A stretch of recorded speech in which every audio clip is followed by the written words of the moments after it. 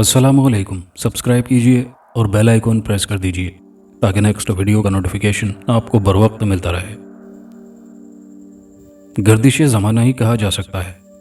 मैं अपने छोटे से पुरसुकून शहर में मुलाजमत करता था। 6 साल से कंपनी के पुरएतमाद कारकुनों में शामिल था। यूनियन बनी, हड़ताल हुई और मालिकान ने कंपनी बंद करने का फैसला कर लिया। वो हड़तालियों के मुतालबात मानने की बजाय कारोबार बंद कर देना बेहतर समझते थे और उन्होंने यही किया। बाद में मुकदमा चला और ना जाने क्या क्या हुआ, लेकिन मेरे हालात इसकी इजाज़त नहीं देते थे कि मैं घर बैठकर इंतज़ार करूं। मेरा छोटा सा शहर तवील अरसे तक इस सिलसिले में मेरी कोई मदद नहीं कर सका, तो मजबूरन नकल मकानी करनी पड़ी और मैं यहाँ आ गया। चंद ही रोज़ की कोशिश के बाद मुलाजमत तो मिल गई, लेकिन सर छुपाने का कोई ठिकाना ना मिल सका। होटल में क़याम था, मकान की तलाश शुरू कर दी।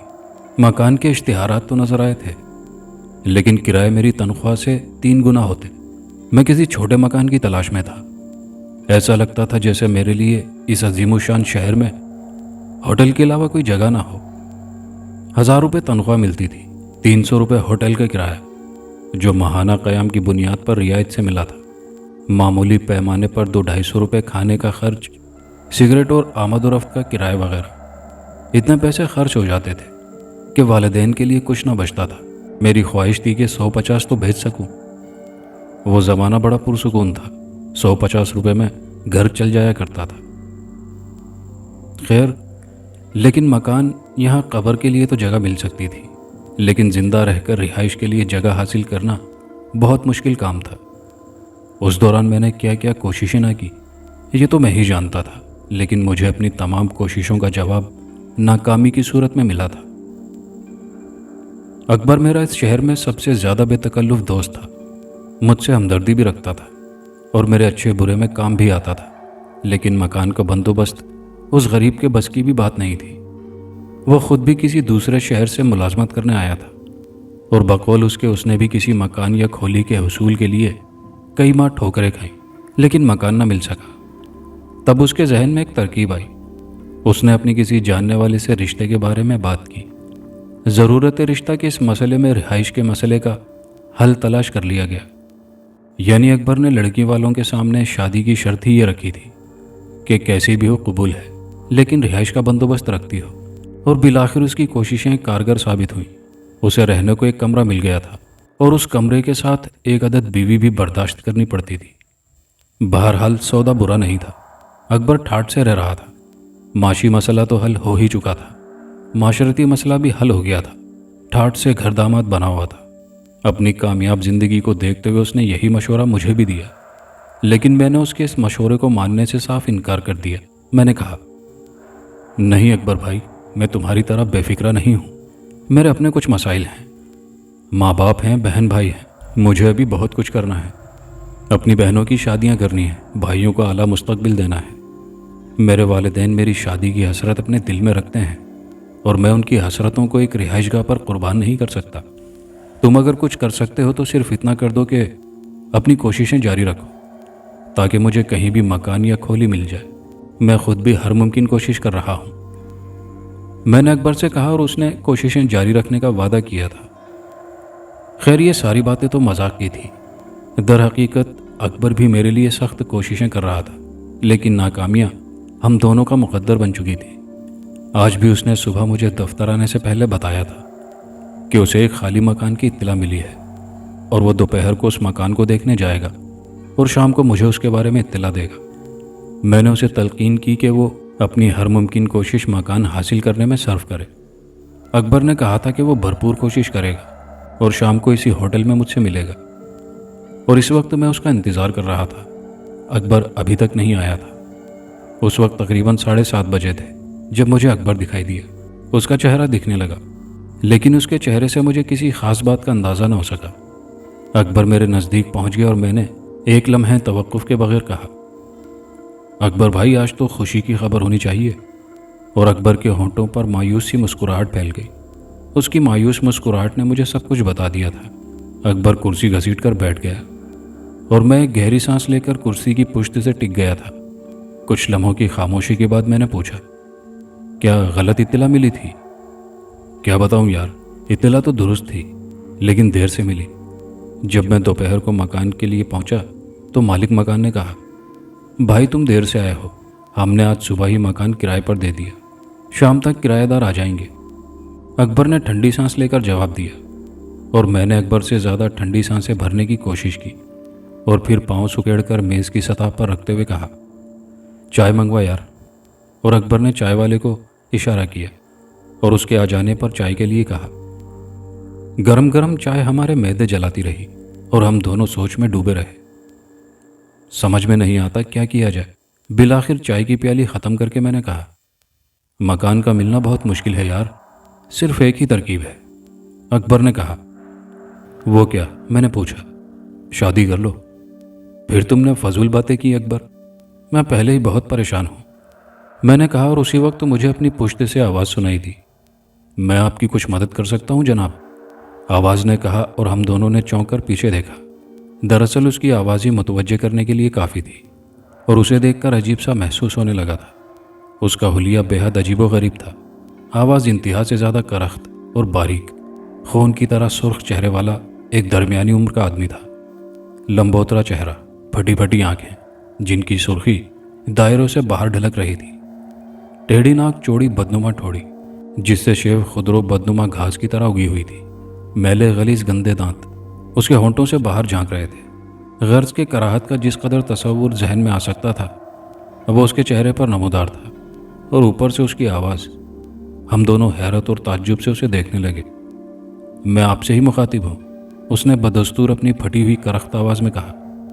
वल्लाह नायाब चीज़ है, अकबर ने आहिस्ता से कहा और ज़ोर से बोला, इसी मेज़ पर तशरीफ़ ले आइए जनाब। और वो कुर्सी खिसका कर खड़ा हो गया। उसका अंदाज़ हमारे लिए बेहद हैरान कुन था। उसने हमारे सामने वाली कुर्सी घसीटी और बैठ गया। आप किस सिलसिले में हमारी मदद करना चाहते हैं? अकबर ने पूछा। अपनी तमाम तर कराहियत आमेज़ शख्सियत के बावजूद वो शख्स हैरत अंगेज़ सेहत का मालिक था और मैं उस शख्स की सेहत पर रश्क कर रहा था।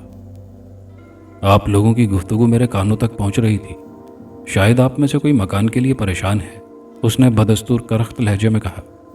जी हाँ, मैं बेहद परेशान हूँ, मुझे किराए का मकान चाहिए। अकबर के बजाय मैं जल्दी से बोल पड़ा।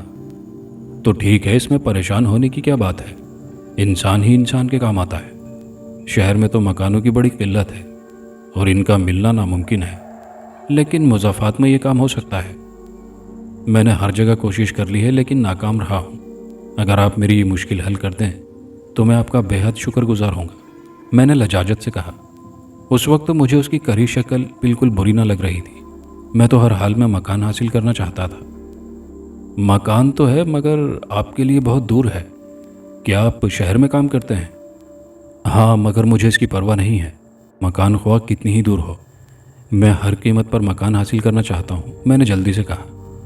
तब ठीक है, आप कल 10 बजे मुझे इसी होटल में मिल जाएं, मैं आपको ले चलूँगा, उसने कहा। और मैंने जल्दी से उसके लिए चाय का ऑर्डर दे दिया। क्या आज ही ये काम नहीं हो सकेगा मोहतरम? मैंने पूछा। हाँ, आज तो मुश्किल है, दरअसल इस सिलसिले में मुझे पहले बात करना पड़ेगी। ओह, लेकिन किससे? मैं एक लम्हे के लिए चुप सा हो गया था। दरअसल नाउमीदी का गलबा इस कदर तारी था कि मुझे मकान हासिल करना जुए शीर लाने के मुतरादिफ महसूस हो रहा था। बेगम साहिबा से पूछना ज़रूरी है, मैं आज उनसे बात कर लूँगा, कल तक के लिए रुक जाइए। क्या हर्ज है? उसने जवाब दिया। नहीं, हर्ज तो कोई नहीं है, जहाँ इतना अरसा बग़ैर मकान के होटल में गुजारा है वहाँ एक दिन और सही। वैसे नाम पूछ सकता हूँ मोहतरम आपका? खादिम को दावर कहते हैं, उसने अपनी बेसुरी आवाज़ में जवाब दिया। और अकबर ने दूसरी तरफ मुंह फेर लिया। बहुत बहुत शुक्रिया दावर भाई, कल 10 बजे मैं आपको यहीं मिलूँगा। आपकी मेहरबानी होगी अगर आप मेरा ये काम करा दें। इत्मीनान रखें, वो चाय पीता हुआ बोला और फिर चाय ख़त्म करने के बाद उठ गया। अच्छा, अब मुझे इजाज़त दें, कल 10 बजे मैं आपसे यहीं मिलूँगा। वो हमारे जवाब का इंतज़ार किए बगैर आगे बढ़ गया। हम दोनों उसे जाता देखते रहे। उसके बाहर निकलते ही अकबर के होंठों पर मुस्कुराहट दौड़ गई। क्यों, क्या हुआ अकबर? यार तुम भी बहुत भोले हो मसूद। अरे वो आर्टिस्ट था, आर्टिस्ट। ऐसे लोग तुम्हें हर होटल पर मिल जाएंगे, बस तुम्हारी दुखती रग पर हाथ आ जाए, वो उसी मौजू पर तुमसे बात करेंगे और तुम्हारी जेब से खा पी कर चलते बनेंगे। مگر وہ آدمی شریف تھا، صرف چائے پر ہی اکتفا کر کے چلا گیا۔ میرا تو خیال تھا کہ وہ کھانا بھی تمہارے ساتھ کھا کر جائے گا۔ اکبر نے ہنستے ہوئے کہا، دل مت توڑو بھائی اکبر، خدا کرے وہ اس قسم کا نہ ہو، میں نے کسی قدر افسردگی سے کہا۔ بہرحال امید پر دنیا قائم ہے۔ ویسے کیا ارادہ ہے، کل اس کا انتظار کرو گے؟ ہاں یار، کل چاہے میں آفس نہ جاؤں، اس کا انتظار ضرور کروں گا، ہو سکتا ہے وہ آدمی غلط نہ ہو، میں نے جواب دیا۔ ٹھیک ہے، تو کل صبح میں بھی تمہارے پاس پہنچ جاؤں گا، اور اگر وہ مکان دکھانے لے گیا تو میں بھی چلوں گا۔ نہیں اکبر، تم آج دوپہر بھی میری وجہ سے چھٹی کر چکے ہو، اس طرح روز روز چھٹی کرنا ٹھیک نہیں ہے۔ کل میں ہی اس کے ساتھ چلا جاؤں گا، اور اگر مکان مل گیا تو پھر شام میں تمہیں وہاں لے چلوں گا، میں نے کہا، اور اکبر نے گردن ہلا دی۔ جیسی تمہاری مرضی مسعود بھائی، اکبر نے کہا، اور تھوڑی دیر کے بعد وہ بھی اٹھ گیا۔ اب میں چلتا ہوں مسعود بھائی، انشاءاللہ کل شام کو تم سے ملنے آؤں گا، اللہ کرے یہ مکان تمہیں مل جائے، حالانکہ امید کچھ کم ہی ہے۔ اکبر چلا گیا اور میں سوچوں میں گم ہو گیا۔ اس آدمی کی شخصیت واقعی عجیب و غریب تھی، لیکن بہرحال مجھے اس بات سے زیادہ دلچسپی کس بات سے ہو سکتی تھی کہ وہ میرے لیے مکان کا وعدہ کر کے گیا تھا۔ دوسرے دن حسب وعدہ 10 بجے میں اس کا انتظار کرنے لگا۔ وقت گزاری کے لیے میں نے مشروب منگایا اور بے چینی سے اس کا انتظار کرنے لگا۔ تھوڑی ہی دیر کے بعد وہ ہوٹل کے دروازے سے اندر داخل ہوا اور میں خوشی سے اچھل پڑا۔ جو شخص وعدے کا پابند ہو وہ کبھی جھوٹا نہیں ہو سکتا۔ میں نے نہایت گرم جوشی سے اس کا استقبال کیا اور وہ میرے سامنے کرسی پر بیٹھ گیا۔ باہر بے حد گرمی ہے، اس نے کہا، اور میں نے جلدی سے اس کے لیے مشروب منگا لیا۔ میری بے چینی عروج پر تھی، لیکن اخلاقاً خاموش تھا۔ میں چاہتا تھا کہ وہ خود ہی بات شروع کرے۔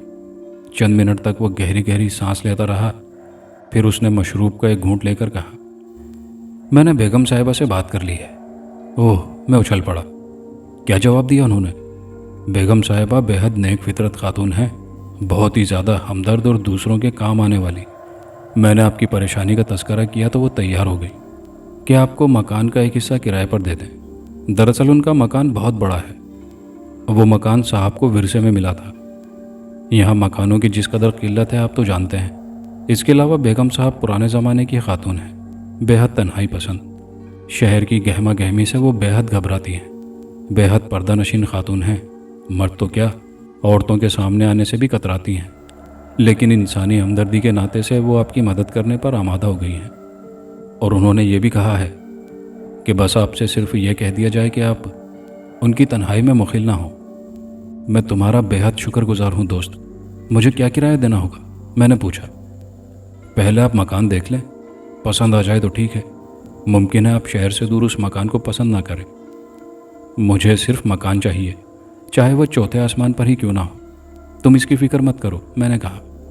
تب کرایہ جو دل چاہے دے دینا، بیگم صاحبہ کے پاس اللہ کا دیا سب کچھ ہے، روپے پیسے کی کمی نہیں، اور نہ ہی مکان کرایہ پر دینے سے کرایہ مقصود ہے۔ اس نے مشروب کا گھونٹ لیتے ہوئے کہا، اور میں نے جلدی سے بیرے کو بلا کر بل ادا کر دیا۔ چلیں؟ میں نے پوچھا۔ جی چلیں، اس نے کہا اور اٹھ گیا۔ اس وقت اس کی بھیانک شخصیت سے قطع نظر وہ مجھے دنیا کا مخلص ترین انسان نظر آ رہا تھا۔ اس کی شخصیت بھی تھی، لیکن بحیثیت انسان وہ بہت بلند تھا۔ میں اس کے ساتھ ہوٹل سے باہر نکل آیا۔ باہر اس کی گاڑی کھڑی تھی۔ اس نے ڈرائیونگ سیٹ کا دروازہ کھولا اور اندر بیٹھ گیا۔ اس نے سائیڈ کا دروازہ کھول کر مجھے بیٹھنے کا اشارہ کیا۔ میں اس کے ساتھ اندر بیٹھ گیا تھا۔ اس نے گاڑی سٹارٹ کر کے آگے بڑھا دی تھی۔ گاڑی دیکھ کر مجھے تعجب ضرور ہوا تھا، اور اس تعجب کو اس نے تھوڑی ہی دیر میں یہ کہہ کر ختم کر دیا کہ بیگم صاحبہ نے اسے شہر آنے اور جانے کے لیے بہت سی مراحت دے رکھی ہیں، جس میں یہ گاڑی بھی شامل ہے۔ دراصل مکان کافی دور ہے اور ویران علاقے میں ہے، لیکن مجھے روزانہ شہر آنا ہوتا ہے، بہت سے کام کرنے ہوتے ہیں۔ آپ بھی اگر چاہیں تو صبح کو میرے ساتھ دفتر کو آ جایا کریں، اور شام کو واپسی آپ کا اپنا کام ہے۔ ہمارے مکان سے 1 میل دور ایک بستی ہے، وہاں سے گاڑیاں آتی ہیں، وہاں تک آپ کو پیدل آنا پڑے گا، اور باقی فاصلہ آپ بس سے طے کر لیں۔ کوئی بات نہیں، میرے لیے تو یہی بہت بڑا سہارا ہے کہ صبح کو تمہارے ساتھ دفتر آ جایا کروں گا، اس کے بعد تو کوئی بات ہی نہیں رہی، میں نے کہا، اور وہ خاموشی سے کار ڈرائیو کرتا رہا۔ شہر کی بے شمار سڑکوں سے مڑتا ہوا وہ مضافات جانے والی ایک سڑک پر مڑ گیا۔ میں اس فاصلے کو تشویش کی نظر سے دیکھ رہا تھا، لیکن میری پریشانی کے سامنے ये फासला कुछ नहीं था। फिर काफ़ी दूर निकलने के बाद वो एक तरफ मुड़ गया। ये सड़क का इख्तिताम था और यहाँ से एक कच्ची पगडंडी ना जाने किस तरफ मुड़ जाती थी। सड़क की दूसरी सिमत वो बस्ती नज़र आ रही थी जिसके बारे में उसने बताया था। मुझे वो इमारत नज़र आ गई जो दर हकीकत वीरान और पुरस्रार थी। पुराने तर्ज की उस इमारत को देखकर मैंने एक गहरी सांस ली। इस जगह को तो जिनों और भूतों का मस्कन होना चाहिए था, लेकिन क्या किया जाता। इस मशीनी शहर में ऐसी इमारतों में भी इंसान रहते हैं। मैं कोई फर्द वाहिद तो नहीं था और मकान तो बहरहाल मेरी बहुत बड़ी ज़रूरत थी। जो कुछ भी था गुजारा तो करना ही था। और फिर सहूलत ये थी कि सुबह की परेशानी नहीं थी। दावर ने कहा था कि वो मुझे अपने साथ ही शहर ले जाया करेगा। हम इमारत के कंपाउंड में पहुंच गए और दावर ने गाड़ी रोक दी। पूरी इमारत भाएं भाएं कर रही थी। बैरूनी हिस्सा बेतरतीब घास से भरा हुआ था। सूखे हुए दरख्त उगे हुए थे। हर सू हो का आलम था। ऐसा लगता था कि बरसों से इस घर की देखभाल न की गई हो। मैं उन तमाम चीज़ों को देखता हुआ आगे बढ़ता रहा और फिर दावर के साथ मकान के अंदरूनी हिस्से में दाखिल हो गया। लेकिन अंदर दाखिल होकर मुझे सख्त ताज्जुब हुआ। अंदर का माहौल बाहर के माहौल से बिल्कुल मुख्तलिफ था। यहाँ का बाहर से कोई मवाजना नहीं था। जिस राहदारी से हम गुजरे थे उसमें निहायत कीमती कालीन बिछा हुआ था। राहदारी के साथ साथ खूबसूरत गमले रखे हुए थे जिसमें खूबसूरत फूल खिले हुए थे और अपनी बहार दिखा रहे थे। दीवारों पर निहायत आला पेंटिंग्स नज़र आ रही थी। राहदारी से गुजरकर हम एक बड़े हाल में दाखिल हो गए। हाल में चारों तरफ दरवाजे थे और उसके सामने के हिस्से में एक और राहदारी चली गई थी। बहरहाल बाहर से ये मकान भूतों का मस्कन ज़रूर नज़र आता था, लेकिन अंदर से ये एक इंतहाई खूबसूरत और हसीन मकान था। इस हाल में 6 कमरे हैं, निहायत वसी और कुशादा। इनमें से जितने चाहें आप इस्तेमाल कर सकते हैं। ये सब दरवाजे आपके लिए हैं, सिवाय राहदारी के दरवाजे के। ये दरवाज़ा इमारत की अंदरूनी सिमत जाता है और वहाँ बेगम साहिबा रहती हैं। और मैं आपको बता चुका हूँ कि बेगम साहिबा पर्दे की सख्त पाबंद हैं। उस तरफ जाने की किसी को इजाज़त नहीं है। ठीक है दावर, मैं तुम्हारी हिदायत का ख्याल रखूँगा। इंशाअल्लाह मेरी तरफ से तुम किसी परेशानी का शिकार नहीं होगे, मैंने कहा और एक कमरे की तरफ बढ़ गया। मैंने कमरे का दरवाज़ा खोला। इंतहाई नफीस कमरा था। मेरी आंखें ताज्जुब से फटी की फटी रह गई। पुश्त पर एक बड़ी खिड़की थी जो बाएं सिमत के लॉन पर खुलती थी। मेरे लिए एक कमरा ही काफ़ी था, लेकिन यहाँ तो पूरा मकान मौजूद था और वो भी निहायत आलीशान। काश शहर में मुझे इससे घटिया दर्जे का ही कोई मकान मिल जाता। इस मकान की वीरानी देखकर मुझे सख्त वहशत हो रही थी, लेकिन मजबूरी, ना होने से कुछ होना बेहतर था। चुनाचे यही गनीमत था। इसके अलावा मैंने फ़ैसला किया था कि कंपनी से कुछ कर्ज लेकर एक मोटरसाइकिल ख़रीद लूँगा ताकि आने जाने का मोहताज भी न रहूँ। बहरहाल मैंने दावर का शुक्रिया अदा किया और कहा कि जो कमरा वो चाहे मुझे दे दे। मैंने कहा ये सारे कमरे आपके लिए हैं, जहाँ दिल चाहे रहें। बस जो बातें मैंने आपको बेगम साहिबा के बारे में बताई हैं उन पर अमल कीजिएगा, खुलूसे दिल से, मैंने दावर से कहा। और दावर ने एक कमरा मेरे लिए मखसूस कर दिया। सामान कब लाओगे? आज ही अगर इजाज़त हो तो, मैंने कहा। अरे इजाज़त की क्या बात है, चलो सामान ले आते हैं, दावर ने कहा। तुम्हें जहमत होगी दावर? अरे नहीं, जहमत कैसी साहब, तकल्लुफ़ मत करें, हम तो दोस्तों के दोस्त हैं, दावर ने कहा। और मैं उसके साथ बाहर निकल आया। होटल पहुंचा, वहाँ के वाजिबात अदा किए, अपना सामान लिया और सामान को लेकर उस पुरस्रार इमारत में मुंतकिल हो गया। कमरे में सामान सजाते हुए मुझ पर एक और इंकिशाफ हुआ। मकान में बिजली नहीं थी, अलबत्ता शमादान बहुत रखे हुए थे और इन्हीं से काम चलाना था। दावर थोड़ी देर मेरी मदद करता रहा, उसके बाद अंदर चला गया। दावर के जाने के बाद मैं आइंदा के लिए लाहे अमल तैयार करने लगा। मैंने सोचा कि खाने पीने का सामान ही इकट्ठा ले आया करूँगा और ख़ुद ही पकाया करूँगा और खाया करूँगा। ज़ाहिर है यहाँ मेरे लिए तकलीफ़ करने वाला कौन था। और सबसे बड़ी बात यह थी कि अभी तक किराए का मसला हल नहीं हुआ था, वो भी हल हो जाता तो बेहतर था। शाम के 7 बज गए। मुझे अपनी बेवकूफ़ी का एहसास हो रहा था। होटल से आते वक्त मैं कुछ खाने के लिए लाना भूल गया था और यहाँ इस इमारत के मकीन न जाने कहाँ थे, कुछ पता नहीं चल पा रहा था। भूख से आंतें कुलवल्ला पड़ रही थी, लेकिन खाने के लिए मेरे पास कुछ ना था और अब खाना मुझे सुबह ही दस्तयाब हो सकता था। आज रात भूखे रहकर ही गुजारा करना पड़ेगा। खैर कोई बात नहीं, कल ये सारा बंदोबस्त कर लूँगा। मैंने सोचा। तारीकी फैल गई थी। मैंने शमादान रोशन कर दिए और शमों की रोशनी में कमरे का माहौल पुरस्कार हो गया था। मैं बिस्तर पर लेट गया और सोने की कोशिश करने लगा। न जाने दावर कहाँ गया था, क्या कर रहा था, लेकिन वो कहीं भी था, मुझे इन लोगों ने परेशान करने या उनके बारे में कुरेदने का कोई हक नहीं था। मैं कोई मेहमान नहीं था, सिर्फ किराएदार था। उस वक्त रात के 8 बजे थे जब दावर ने मेरे कमरे के दरवाजे पर दस्तक दी। सो गए क्या? नहीं, आओ दावर, मैंने जल्दी से कहा और दावर मेरे कमरे में दाखिल हो गया। लेकिन उसके साथ कोई और भी था। मैंने उसे देखा।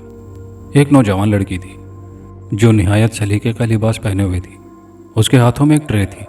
लड़की ने ट्रे मेज़ पर रख दी। दावर बोला, ये छीमो है, बेगम साहिबा की मुलाजमा, लेकिन घर के एक फ़र्द की हैसियत रखती है।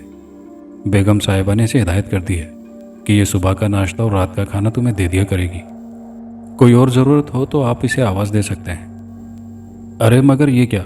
मेरा मतलब है कि इस तकल्लुफ़ की क्या ज़रूरत है? मैं बता चुका हूँ, बेगम साहिबा बहुत रहमदिल खातून है। उनके मामलात में मुदाखलत ना की जाए तो वो बहुत अच्छी हैं। वो किसी कीमत पर यह बर्दाश्त नहीं कर सकती कि उनके घर में कोई शख्स भूखा रहे। मैंने तशक्कुराना निगाहों से दावर को देखा। छीमो खाने की ट्रे वापस रखकर जा चुकी थी। मुझे भूख तो बहुत ज़ोर की लग रही थी। मैंने दावर से कहा, आओ दावर, खाना खा लो। नहीं, आप खाइए, मैं खा चुका हूँ, दावर ने जवाब दिया और मैं खाने पर डट गया। बेहतरीन खाना था। मैंने मज़े लेकर खाया। दूसरे दिन जब दफ्तर पहुंचा तो अकबर मेरा बेचैनी से इंतज़ार कर रहा था। खैरियत मसूद भाई? उसने जल्दी से पूछा। हाँ खैरियत है, तुम यहाँ कैसे? मैंने पूछा। बस जनाब के बारे में मालूम करना था, सोचा दफ्तर में ही मिलना पड़ेगा, सो यहाँ आ गया। रात को होटल पहुंचा तो पता चला कि सामान समेत जा चुके हैं। यानी इतनी जल्दी हाथ मार दिया जनाब ने। बहरहाल मुबारक हो। मकान कैसा है? अकबर ने छूटते ही कहा। मकान तो बेहद शानदार है दोस्त, लेकिन क्या? बस अजीब पुरस्कार सी जगह है, कुछ समझ में नहीं आता। हैरत अंगेज लोग हैं। क्या मतलब? इमारत के मकीनों से मुलाकात की है तुमने?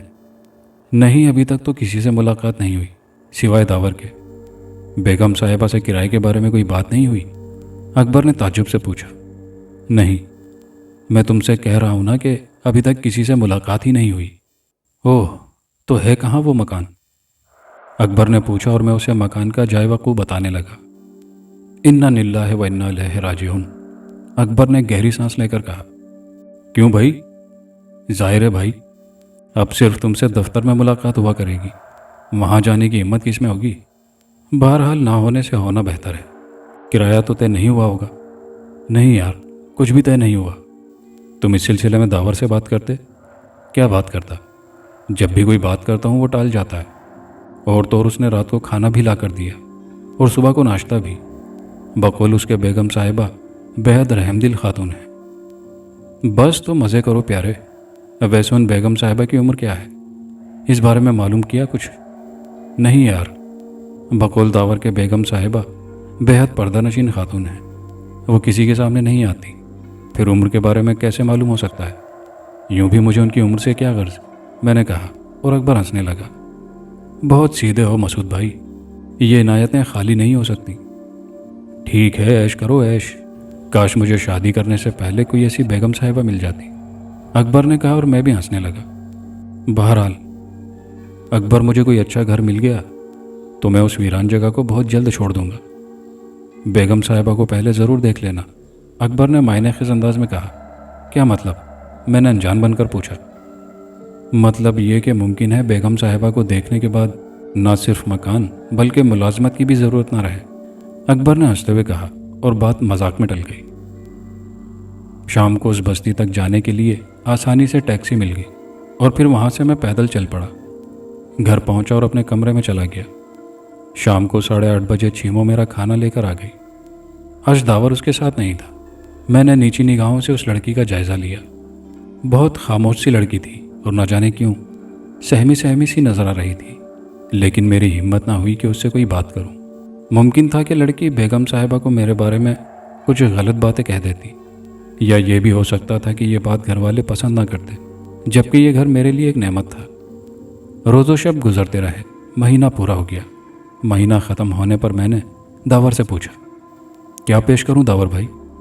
अरे नहीं साहब, बेगम साहिबा सुनेंगी तो उन्हें अफसोस होगा कि आप इतने दिन यहाँ रहने के बावजूद गैरियत बरत रहे हैं। फिर भी कुछ तो पेश करना ही होगा। नहीं नहीं, मेरी बेगम साहिबा से बात हो चुकी है। उनके पास अल्लाह का दिया सब कुछ है, उन्हें पैसे की तमा नहीं है। ऐश से रहो, रहते रहो। और फिर बेगम साहिबा को आपकी शराफत पसंद आई है, वो कभी भी आपसे किराया लेना गवारा नहीं करेंगी। दावर ने कहा और मैं खामोश हो गया, लेकिन दिली तौर पर मैं इन लोगों का बेहद ममनून हो गया था। दावर ने मेरी एक ना चलने दी, लेकिन मेरी समझ में नहीं आता था कि इन लोगों के एहसानात का बदला कैसे अदा करूं। वैसे दर हकीकत अब मैं ज़िंदगी का आदी हो गया था। अब इस वीरानी से मुझे कोई वहशत ना होती थी। ये माहौल मेरी आदत बन गया था। अब यहाँ से आने जाने में भी मुझे कोई तकलीफ़ नहीं होती थी। दावर मुझे सुबह शहर छोड़ देता और शाम को मैं टैक्सी या रिक्शे या फिर बस से इस बस्ती तक आ जाता और बाकी 1 मील का रास्ता पैदल तय कर लिया करता। इस माह मेरी पूरी तनख्वाह बच गई थी।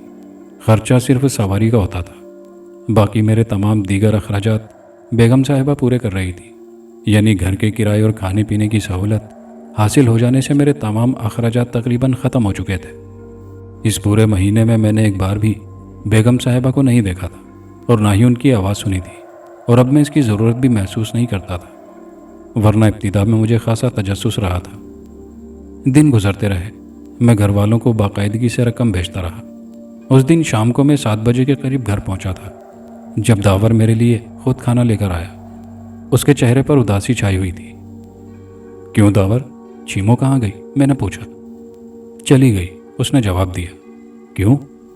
बस साहब, इस घर में सबसे बड़ा मसला यही है, यहाँ कोई मुलाजमत टिकती ही नहीं। 2-3 माह रहती है फिर भाग जाती है। मैंने कई बार बेगम साहिबा से कहा कि किसी बूढ़ी मुलाजमा को रख लें। नौजवान लड़कियों का इस माहौल में गुजारा बेहद मुश्किल है। उन्हें तो चहल पहल की ज़िंदगी चाहिए। अब ये छीमों को ही देख लो, 500 रुपये माहवार दिए जाते थे, ऊपर से खाना पीना कपड़ा अलग, लेकिन कमबख्त का दिल ही ना लगा। हाँ, ये बात तो है दावर, आम लड़कियों का इस माहौल में गुजारा मुश्किल है। अब क्या करोगे? अजी करना क्या है, नई मुलाजमा रखेंगे और उसके लिए भी 20-22 दिन तो लग ही जाएंगे। हाँ ये तो है, मैंने कहा। मसूद बाबू आपके जानने वालों में कोई नहीं है? दावर ने अचानक ही पूछा। नहीं दावर, मेरा अव्वल तो यहाँ कोई है ही नहीं। एक अकबर साहब हैं, लेकिन वो बेचारे भी किसी दूर दराज के शहर से नौकरी करने आए थे। शादी कर ली यहाँ पर तो कुछ जान पहचान हो गई, वरना वो भी मेरी तरह यहाँ तन्हा ही हैं। अच्छा तो फिर आप एक काम करें, दावर ने कहा और मैं उसकी शक्ल देखने लगा। आप ऐसा करें कि अखबार में एक मुलाजमा के लिए इश्तिहार दे दें और ख़ुद ही किसी को मुंतखब भी कर लें, वरना जब तक मुलाजमा नहीं आएगी मुझे ही खाना तैयार करना पड़ेगा, और मैं खाना पकाने में इतना माहिर नहीं हूँ। अब आप खाना खा कर देखें, खाया जाता है या नहीं। दावर ने कहा और खाने की प्लेट मेरे सामने सरका दी। मेरी वजह से तुम्हें और तकलीफ़ उठाना पड़ती है दावर। मैं बेगम साहिबा और तुम्हारा बेहद शुक्रगुजार हूँ। तुम लोगों ने मुझे अपनों की सी मोहब्बत दी है। अरे छोड़ो इन बातों को, हम सब एक ही ख़ानदान के अफराद हैं। फिर ये तकल्लुफ़ाना गुफ्तगू कैसी? खाना खाओ, दावर ने कहा और मैं खाना खाने लगा, और उस वक्त तक खाता रहा जब तक खाने की गुंजाइश रही। बिलाशुबा मैंने पूरी ज़िंदगी में इतना लजीज खाना नहीं खाया था। क्या ख्याल है? दावर ने मुस्कुराते हुए पूछा। बस दावर, मैं इस खाने की तारीफ़ अल्फाज में नहीं कर सकता। तुम तो यार बहुत इनकिसारी से काम ले रहे थे। मैंने सोचा कि तुम वाकई खाना पकाना नहीं जानते होगे, लेकिन यार तुमने तो औरतों को मात कर दिया है। मैंने कहा और दावर हंसने लगा, फिर बोला, लेकिन साहब नई मुलाजमा का बंदोबस्त बेहद ज़रूरी है, वरना मुझे फंसा रहना पड़ेगा और तुम ऐसा ही खाना खिलाते रहोगे। हाँ वो तो मैं खिलाऊंगा ही, क्योंकि बेगम साहिबा भी मेरे हाथ का खाना बेहद पसंद करती हैं। तब तो फिर मैं दुआ करता हूँ कि नई मुलाजमा कभी ना आए। मैंने कहा। अरे नहीं, नई मुलाजमा बेहद ज़रूरी है। वैसे मेरा इरादा है कि थोड़े थोड़े अरसे के बाद आपको अपने हाथ से पकाया हुआ खाना खिलाता रहूँगा, दावर ने कहा और मैं हंसने लगा। दूसरे दिन मैंने अखबार में इश्तिहार दे दिया। इंटरव्यू के लिए भी मैंने अपने दफ्तर का पता दे दिया था। इश्तिहार में ऐसी आसानियाँ रखी गई थी कि बहुत सी लड़कियाँ इंटरव्यू के लिए आ गई, लेकिन बेशतर लड़कियाँ एक शर्त से घबरा गई, यानी उन्हें शहर से दूर एक मकान में रहना होगा। अलबत्ता एक तैयार हो गई थी। आपका नाम? मैंने पूछा। सोजी, लड़की ने जवाब दिया। नाम से अंदाज़ा हो रहा था कि लड़की मुसलमान नहीं है। बड़ी शौक और शरीर लड़की थी, उसके अंग अंग से ज़िंदगी झलक रही थी। वालिदैन कहाँ हैं आपके? मैंने दूसरा सवाल किया اور لڑکی کے چہرے پر اداسی چھا گئی۔ جناب میرے والدین مر چکے ہیں، اس نے اپنے خشک ہونٹوں پر زبان پھیرتے ہوئے کہا، اور میں بھی ایک لمحے کے لیے اداس ہو گیا۔ اوہ مس سوزی، مجھے سن کر افسوس ہوا ہے۔ کوئی اور بہن بھائی وغیرہ؟ میں نے پوچھا۔ جی ہاں، 2 بہن بھائی ہیں، دونوں بورڈنگ میں زیر تعلیم ہیں۔ ہفتے میں 1 دن وہ گھر آتے ہیں، ورنہ میں گھر میں تنہا ہوتی ہوں۔ مس سوزی، آپ کو یہاں سے کافی دور ایک بستی میں رہنا ہوگا، کیا آپ اس کے لیے تیار ہیں؟ جی ہاں، میں تیار ہوں۔ دراصل تنہائی میرے لیے عذاب کی صورت اختیار کر گئی ہے اور میں کچھ کرنا چاہتی ہوں۔ دراصل اعلیٰ تعلیم نہ ہونے کی وجہ سے مجھے اچھی ملازمت نہیں مل پاتی اور میں فی الوقت اسی ملازمت کو قبول کر رہی ہوں۔ ٹھیک ہے، تو پھر آج شام آپ اسی جگہ مجھ سے مل لیں، میں آپ کو اپنے ساتھ لے چلوں گا۔ اسی شام سوزی میرے ساتھ اس عمارت میں چلی آئی۔ وہ اس عمارت کو دیکھ کر کافی خوفزدہ نظر آ رہی تھی، لیکن پھر میں نے اندر داخل ہو کر تسلی دی اور یہاں کے لوگوں کے بارے میں تفصیلات بتائیں تو اسے قدر اطمینان ہوا۔ سوزی کو میرے نزدیک ہی رہنے کی اجازت مل گئی۔ میرے کمرے کو چھوڑ کر دوسرے کمرے میں اس نے رہائش اختیار کر لی تھی۔ اس کے آنے جانے سے زندگی میں کچھ دلچسپی پیدا ہو گئی تھی۔ اکثر داور، میں اور سوزی باتیں کیا کرتے تھے۔ چند دنوں میں سوزی بھی اس ماحول کی عادی ہو گئی۔ بیگم صاحبہ کی طرف سے اسے بہت سی مراحت مل رہی تھی۔ اس پر کسی قسم کی کوئی پابندی عائد نہیں تھی۔ شاندار تنخواہ دی جا رہی تھی۔ اس کے علاوہ کھانا فری تھا۔ سوزی بھی بیگم صاحبہ کی بے حد مشکور تھی، لیکن بیگم صاحبہ کی پراسرار شخصیت اس کے لیے بھی تجسس کا باعث تھی۔ اسے صرف باورچی خانے تک کی اجازت تھی اور بس، باقی حصے سے اس کا کوئی تعلق نہیں تھا۔ بیگم صاحبہ کے لیے کھانا وغیرہ لے جانا داور کے سپرد تھا۔ سوزی کو اس کی اجازت نہیں تھی۔ سوزی نے آج تک بیگم صاحبہ کو نہیں دیکھا تھا، اور میری تو خیر بات ہی دوسری تھی، لیکن بیگم صاحبہ کے بارے میں اسے خاصا تجسس تھا۔ ایک دن جب داور کہیں گیا ہوا تھا، وہ مجھ سے کہنے لگی، مسٹر مسعود، یہ بیگم صاحبہ آج تک میری سمجھ میں نہیں آ سکی، آخر یہ اس قدر تنہائی میں زندگی کیسے بسر کر رہی ہیں؟ عادت پڑ گئی ہے سوزی، خود میرے لیے بھی وہ بے حد پراسرار ہیں۔ میں خود ان کے بارے میں خاصے تجسس کا شکار رہا ہوں، مگر اب میں نے ان کے بارے میں سوچنا چھوڑ دیا ہے۔ آپ نے بھی آج تک انہیں نہیں دیکھا؟ نہیں سوزی، تم لڑکی ہو کر نہ دیکھ سکی تو میں مرد ہو کر کیسے دیکھ سکتا تھا؟ یقین کرو، بعض اوقات تو میں محسوس کرتا ہوں کہ اس عمارت میں کسی بیگم صاحبہ کا وجود ہی نہیں ہے، یہ صرف داور کی اختراع ہے۔ میں نے جواب دیا۔ ہاں، مجھے خود حیرت ہوتی ہے کہ وہ کسی کے سامنے کیوں نہیں آتی، لیکن یہ سمجھنا غلط ہے کہ ان کا وجود ایک اختراع ہے۔ گو میں نے بھی آج تک انہیں نہیں دیکھا، لیکن اکثر ان کے قدموں کی چاپ سنی ہے۔ ان اوقات میں جب داور ان کے پاس ہوتا ہے، میں نے ان دونوں کی گفتگو بھی سنی ہے۔ اوہ، ایسی کوشش مت کرو سوزی، اگر کبھی داور نے یا بیگم صاحبہ نے تمہاری یہ حرکت دیکھ لی تو اچھا نہیں ہوگا۔ یوں بھی ہمارے لیے ان کا وجود باعث رحمت ہے، ان کی ذات سے ہمیں آج تک کوئی تکلیف نہیں پہنچی، تو کیا ضروری ہے کہ ہم ان کے لیے تکلیف کا باعث بنیں؟ کیا انہوں نے کبھی تمہیں کوئی تکلیف دی؟ نہیں مسعود، میرا تو روما روما بیگم صاحبہ کا احسان مند ہے، میں آئندہ خیال رکھوں گی۔ وعدہ؟ میں نے کہا۔ ہاں مسعود، پکا وعدہ، سوزی نے کہا، اور بات آئی گئی ہوگی۔ زندگی کے معمولات یوں ہی چلتے رہے، دن گزرتے رہے۔ اس دوران اکبر سے ملاقاتیں رہیں، لیکن اکبر آج تک میری رہائش پر نہیں آیا تھا۔ میں جب بھی اس سے کہتا تو اس کا جواب یہی ہوتا کہ یار وہ بھی کوئی آنے کی جگہ ہے، لیکن سچ پوچھئے تو میں اس جگہ کا عادی ہو گیا تھا۔ سوائے گھر پہنچنے کی دقت کے مجھے وہاں کوئی تکلیف نہیں تھی۔ صبح کا مسئلہ داور نے حل کر دیا تھا، کھانے پینے کی بھی کوئی پریشانی نہیں تھی۔ یوں بھی بیگم صاحبہ کا گھر میرے لیے بہت ہی زیادہ سہولتوں کا باعث تھا، اور میں کسی نئی پریشانی سے دوچار نہیں ہونا چاہتا تھا۔ اس دن دفتر میں نہ جانے کیوں میری طبیعت خاصی اداس اور مزمحل تھی۔ بڑی دیر تک میں اپنے آپ کو مختلف مشاغل میں الجھانے کی کوشش کرتا رہا، لیکن طبیعت کا اسمحلال دور نہیں ہوا، اور جب کسی بھی طرح نہ بہلا تو یوں ہی بلا مقصد میں نے ادھر ادھر گھومنے کی ٹھانی۔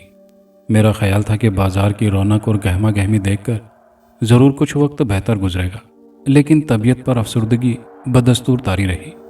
5 بج چکے تھے، چنانچہ میں نے سوچا کہ گھر چلا جائے، وہاں جا کر سوزی سے گپ شپ رہے گی۔ چنانچہ میں نے ٹیکسی لی اور گھر کی طرف چل پڑا۔ گھر پہنچا تو خاموشی اور ویرانی نے میرا استقبال کیا۔ اپنے کمرے میں پہنچ کر میں نے کپڑے اتارے، دوسرے کپڑے پہنے اور پیروں میں چپل پہن کر سوزی کے کمرے کی طرف چل پڑا۔ سوزی کے کمرے کے دروازے پر میں نے دستک دی، لیکن کوئی آواز نہ آئی۔ میں نے دوسری بار دستک ذرا زور سے دی، لیکن اس بار بھی آواز نہ تاری۔ کمرے کا دروازہ کھلا ہوا تھا۔ میں نے دروازے کو ذرا سا کھولا اور اندر جھانکنے کی کوشش کی، لیکن پورا کمرہ خالی پڑا ہوا تھا۔ میں واپس پلٹ آیا۔ تھوڑی ہی دیر بعد داور میرے پاس پہنچ گیا۔ شاید اس نے دستک کی آواز سن لی تھی۔ خیریت تو ہے؟ آج آپ جلدی کیسے آ گئے؟ اس نے آتے ہی سوال کیا۔ بس یار آج دفتر میں دل نہیں لگا، بڑی بے چینی سی تاری تھی طبیعت پر۔ چنانچہ میں نے سوچا کہ گھر چل کر آرام کیا جائے۔ چائے کی طلب ہو رہی تھی، سوچا سوزی سے کہوں چائے بنا کر لے آئے، لیکن سوزی اپنے کمرے میں موجود نہیں ہے، وہ چلی گئی۔ کیا مطلب؟ میں نے تعجب سے پوچھا۔ پتہ نہیں، میں نے اسے باورچی خانے میں دیکھا، اس کے علاوہ پوری عمارت بھی میں نے چھان ماری، لیکن اس کا کہیں پتہ نہ چلا، نہ جانے وہ کہاں گئی۔ کیا کہہ رہے ہو داور؟ میں نے حیرانی سے پوچھا۔ وہی پرانی بات، یعنی بھاگ گئی، داور نے گہری سانس لے کر کہا۔ لیکن کیوں؟ اب اس بارے میں کیا کہہ سکتا ہوں، یہ اس کا اپنا مسئلہ ہوگا۔ لیکن داور یہ کیسے ممکن ہے؟ وہ تو یہاں بہت خوش تھی، ایسی آرام دہ ملازمت اسے اور کہاں مل سکتی تھی؟ اور پھر رات کو اس نے مجھ سے ملاقات کی تھی، ایسا کوئی خیال اس نے ظاہر نہیں کیا۔ مجھ سے ظاہر کیا تھا، داور بولا۔ اوہ، کیا کہا تھا؟ میں نے تعجب سے پوچھا۔ یہی کہ یہاں اس کی زندگی کو زنگ لگتا جا رہا ہے، وہ خود کو عضو معطل سمجھ رہی ہے، اور پھر اس کے لیے بہت سی مشکلات بھی پیدا ہو گئی ہیں۔ وہ اپنے بہن بھائیوں سے ملنے نہیں جا سکتی، یہاں کوئی تفریح بھی نہیں ہے، اس ویرانے میں اس کا دم گھٹتا ہے۔ اور یہ سب کچھ اس نے کب کہا تم سے داور؟ یہی کوئی 8-10 روز ہو گئے جب اس نے مجھ سے بات کی تھی، میں اسی روز سمجھ گیا تھا۔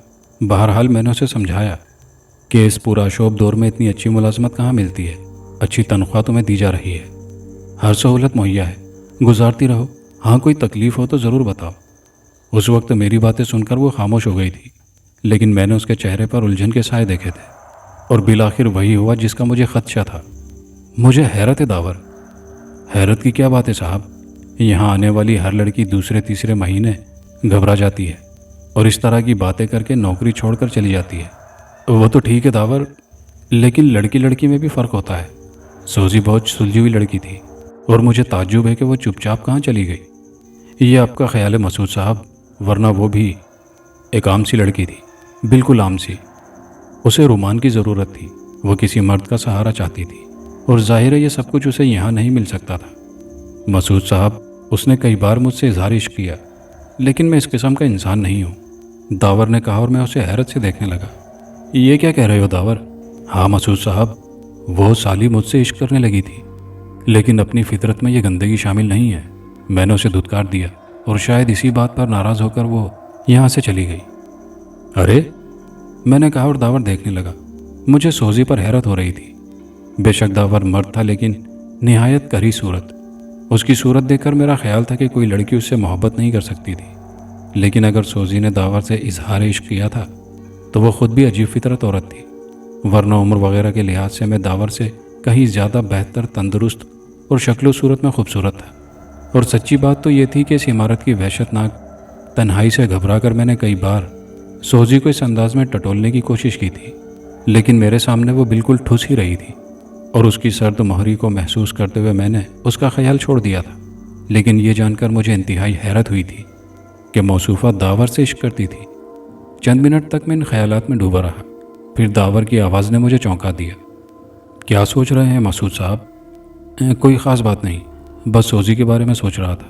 اگر تم کہو تو میں اس سے اس کے گھر ملنے کی کوشش کروں؟ اس طرح خاموشی سے اسے بھاگنے کی کیا ضرورت تھی؟ اگر جانا ہی تھا تو باقاعدہ کہہ سن کر جاتی۔ نہیں مسعود صاحب، اس کی ضرورت نہیں ہے۔ پھر بھی داور، ہمیں کوئی نئی ملازمت تو رکھنی پڑے گی نا۔ اگر سوزی ہی دوبارہ آ جائے تو اس میں کیا حرج ہے؟ حرج تو کوئی نہیں ہے مسعود صاحب، لیکن بیگم صاحبہ کا ایک اصول ہے، جانے والے سے وہ کوئی دلچسپی نہیں رکھتی، وہ کسی قیمت پر اس کا یہاں آنا پسند نہیں کریں گی، اس لیے اس کے ذکر کو جانے دو۔ پھر کیا ہوگا؟ میں نے پوچھا۔ فی الحال میرے ہاتھ کا کھانا، میرے ہاتھ کا ذائقہ، داور نے بھونڈے انداز میں ہنستے ہوئے کہا۔ ہاں یار، کھانا تو تمہارے ہاتھ کا بے حد شاندار ہوتا ہے، میں نے بھی ہنستے ہوئے کہا، اور بات آئی گئی ہو گئی۔ کافی دن گزر گئے، داور کھانا پکانے کا ماہر تھا، وہی بیگم صاحبہ اور میرے لیے کھانا پکاتا رہا۔ سوزی کے جانے کے چھٹے دن داور نے مجھ سے بات کی۔ نئی ملازمہ کا کیا ہوگا مسعود صاحب؟ جیسا تم کہو، آپ اخبار میں اشتہار دے دیں اور کسی لڑکی کو ارینج کر لیں۔ نہیں داور، میرا خیال ہے یہ کام تم بہتر طور پر خود ہی انجام دے سکتے ہو۔ کیوں مسعود صاحب؟ بھائی میرے لیے پہلا ہی تجربہ خاصا تلخ ثابت ہوا ہے۔ کیا مطلب؟ میں سمجھا نہیں مسعود صاحب۔ सोजी की बात कर रहा हूँ दावर। तुम यकीन करो, मुझे सोजी के इस तरह चले जाने पर सख्त गुस्सा है। उसने मेरी भी तौहीन की है। दावर में कितने खुलूस से उससे पेश आता था, लेकिन उसने इतना भी ना किया कि जाने से पहले मुझे बता देती। चोरों की तरह भागने की क्या ज़रूरत थी? वो तो बेगम साहिबा शरीफ खातून है, वरना चोरी का इल्ज़ाम लगाकर गिरफ्तार करा देती उसे। मैंने गुस्से से कहा और दावर बेतुकेपन से हंसने लगा। हाँ, कह तो ठीक रहे मसूद साहब, लेकिन बस बेगम साहिबा बहुत ही नेक दिल खातून है। वो अपनी ज़ात से किसी को तकलीफ़ देना पसंद नहीं करती। सोजी के मसले को भी उन्होंने इसीलिए नज़रअंदाज कर दिया कि गरीब बच्ची है, अगर यहाँ नहीं रहना चाहती तो ना सही, किसी और का इंतज़ाम कर लिया जाएगा।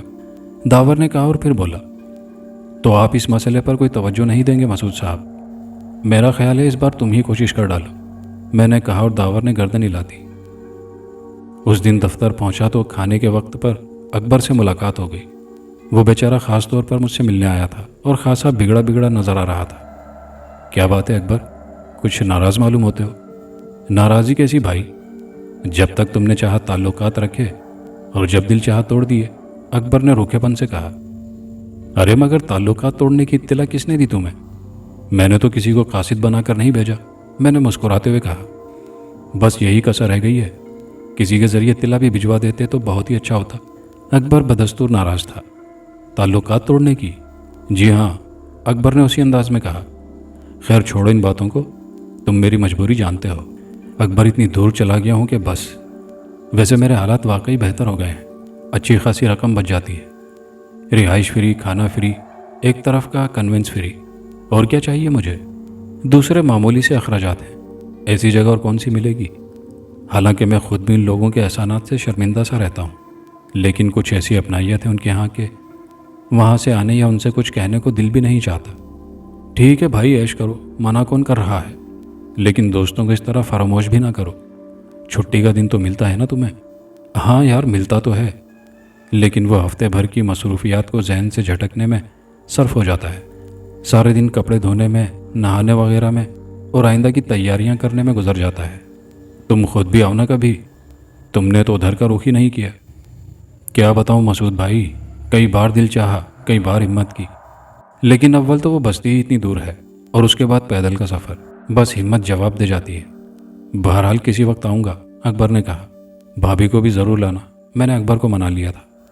यकीनन, अकबर ने जवाब दिया। शाम को हस्बे मामूल घर पहुंचा। दावर घर से बाहर लॉन में टहल रहा था और बेहद खुश नज़र आ रहा था। मुझे देखकर मुस्कुराने लगा। क्या बात है, बहुत खुश नज़र आ रहे हो, मैंने मुस्कुराते हुए पूछा। खुश होने के लिए किसी ख़ास बात का होना ज़रूरी नहीं है, बस जब भी खुशी मिल जाए इसका इजहार कर दो, उसने कहा और मेरा हाथ पकड़कर अंदर दाखिल हो गया। खुश होने के लिए क्या यही बात कम है कि मुझे अब ऐसा अच्छा हमदर्द दोस्त मिल गया है? आपसे पहले मैं यहाँ तन्हा रहता था, मेरा कोई साथी नहीं था, लेकिन आपके आने से ये तन्हाई दूर हो गई है। कम से कम कुछ बातें तो कर लेता हूँ मैं आपसे। कुछ वक्त तो खुशियों में ही गुजर जाए तो इससे अच्छी और क्या बात हो सकती है?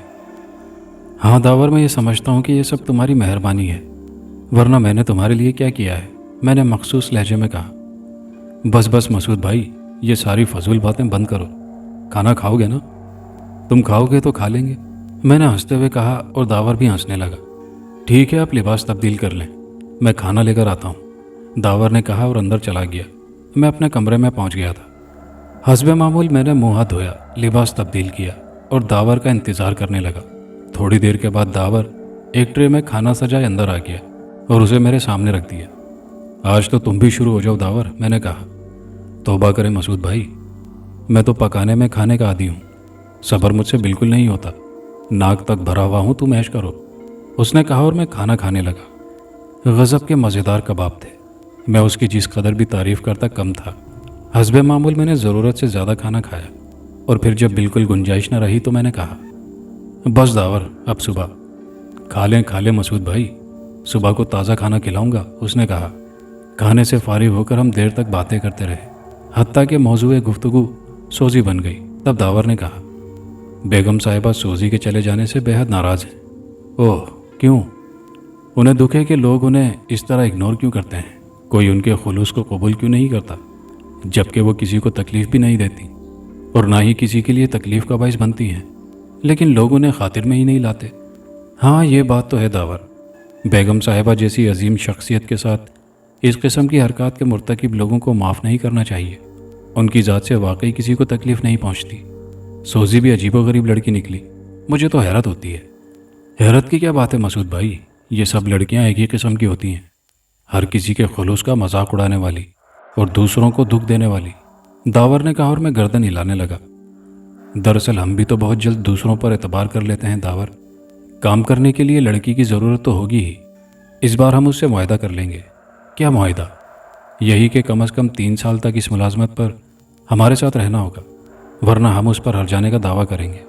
ہاں ٹھیک ہے یہ بھی، لیکن فی الحال تو چند روز تو لڑکی کے بغیر ہی کام چلانا ہوگا، کم از کم اس وقت تک جب تک بیگم صاحبہ کا غصہ ٹھنڈا نہ ہو جائے۔ اس نے شانے اچکاتے ہوئے کہا، ٹھیک ہے داور، جو بیگم صاحبہ کی مرضی، لیکن اس سلسلے میں اگر کسی کام کے لیے میری ضرورت ہو تو میں حاضر ہوں۔ 3-4 دن تک داور کھانا پکا کر کھلاتا رہا۔ بے شک اس کے ہاتھ کا کھانا بے حد لذیذ ہوتا تھا۔ جن دنوں داور اپنے ہاتھ سے کھانا پکاتا اس دوران میری خوراک دگنی ہو جاتی۔ یہ بات میں نے اکثر محسوس کی تھی۔ 5ویں دن داور نے مجھ سے کہا، بیگم صاحبہ کی طرف سے اجازت مل گئی ہے۔ کس چیز کی اجازت؟ میں نے تعجب سے پوچھا۔ لڑکی کی۔ اوہ، بیگم صاحبہ تیار ہیں؟ ہاں مسعود بھائی، آپ کل ہی اشتہار دے دیں اور کسی تندرست اور خوبصورت لڑکی کو اپوائنٹ کر لیں۔ کیا لڑکی کا خوبصورت ہونا ضروری ہے؟ میں نے ہنستے ہوئے پوچھا۔ خوبصورت ہوگی تو کھانا بھی اچھا لگے گا، بدصورت ہوئی تو بہترین پکی ہوئی چیز بھی بیکار لگے گی، داور نے کہا اور ہم دونوں ہنسنے لگے۔ اوکے داور، میں اس سلسلے میں کل ہی کوئی قدم اٹھاتا ہوں۔ میں نے دوسرے دن کے اخبار میں اشتہار دے دیا۔ تیسرے دن بہت سی لڑکیوں کا میں نے انٹرویو لیا اور آخر ایک خوبصورت سی لڑکی کو اپوائنٹ کر لیا۔ اس کا نام فرزانہ تھا، مسلم لڑکی تھی۔ فرزانہ بڑی بے تکلف قسم کی لڑکی تھی۔ 2 منٹ میں مجھ سے گھل مل گئی۔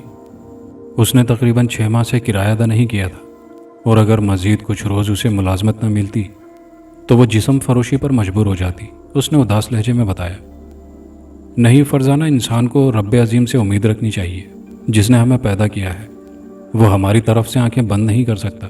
میں نے اسے دلاسا دیتے ہوئے کہا، آپ ٹھیک کہہ رہے ہیں جناب، لیکن آپ یہ بھی جانتے ہیں کہ ہر شخص کو زندگی گزارنے کے لیے سہاروں کی ضرورت ہوتی ہے۔